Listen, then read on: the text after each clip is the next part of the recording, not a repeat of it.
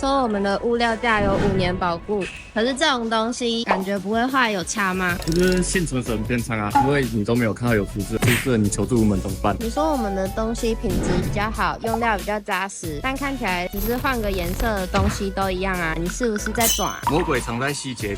你看我们的立柱，它的折面都比一般市售的深，然后我们的立柱市场是全台湾唯一市售自动的分型，所以它会减少人工的工厂。你的晾起来的话，误差就差很多了。我们横梁的焊接都是用满焊的，真的耶，它是全部都焊死的耶。那我们工班都会细心帮你做水平校正跟垂直校正。水平校正的时候会用这个，看用几天，把你的架架到100%水平。像这间它的格局就比较特别，它有一个 H 钢挡在中间。那我们跟业主讨论，这个 H 钢不放的话会导致它的处位数下降很多。那我们就把立柱搭在这边，横梁架在 H 钢上面，变成说他们比较高的货物就可以放在柱子这边的第一层，也不会减少他们的处位数。这么帅，先这样，完工再给你们看整个格局的成品图。